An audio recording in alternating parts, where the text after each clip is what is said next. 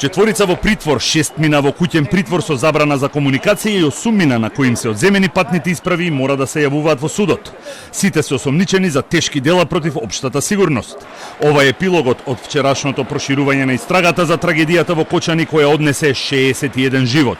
Притвор му е одреден на актуелниот министер без ресор Шабан Салију, кој беше директор на дирекцијата за заштита и спасување во периодот од 2008 до 2017 година, додека поранешниот министер за економија Валјон Сарачини заврши во куќен притвор. На листата на нови осомничени се тројца екс-министри за економија, двајца државни секретари и тројца раководители на сектор во министерството, сегашен и двајца поранешни директори на ДЗС и генерален инспектор во дирекцијата, тројца градежни инспектори во општина Кочани и четворица пазарни инспектори. Анализа на каузалитетот не се врши само во еден временски период, туку во хронолошки низи.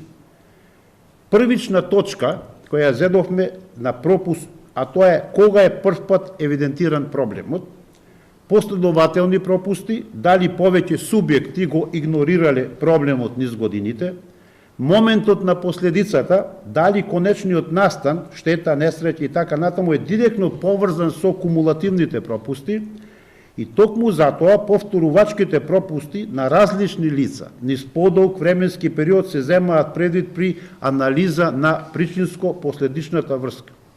Во случај на долготрајна негрижда, цели институции или системи се одговорни, а не само поединци во моментот на самата последица.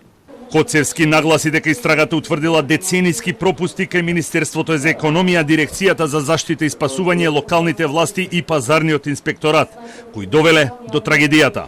Општина Кочани била оставена без воопшто да овластат инспектор за заштита и спасување. Дотолку повеќе што угостителската дејност, дискотеки и кабареа никогаш не била предмет на контрола и надзор, како во Кочани, така и во цела држава. И граѓаните биле под потенцијална загрозеност во сите угостителски објекти. Ова едноставно нешто не може човек да верува. Меѓутоа, знаете дека така. Министерот Дурмиши не е на листата осомничени, бидејќи во периодот од кога тој ја извршува функцијата, не било побарано издавање на лиценца за пулс во Кочани. Републичкиот обвинител Коцевски е дециден дека застарување на делото за сите осомничени не може да има. Тимот од 13 обвинители продолжува со работа. Републичкиот обвинител Коцевски не ја исклучува можноста да има и нови осомничени. Тој нагласи дека истрагата мора да заврши најдоцна до крајот на идниот месец. МВР ќе поднесе кривични пријави против учесниците во протестот во Кочани кој ескалираше и во кој беше демолирано кафулето на сопственикот на Пулс, негови канцеларии и службено возило. Министерот Тошковски не прецизираше за какво кривично дело би одговарале евентуално осомничените. Сегде каде што постои основи на сомнение дека е сторено одредено кривично дело, Министерството за внатрешни работи ќе постапи и ќе процесуира соодветна постапка до јавното обвинителство, надлежното јавно обвинителство. Во конкретниот случај не би можел да ви специфицирам сега. Од обвинителството во петок доставија предлог до судот за продолжување на мерките притвор и куќен притвор кои веќе се изречени на осомничените за трагедијата во Кочани.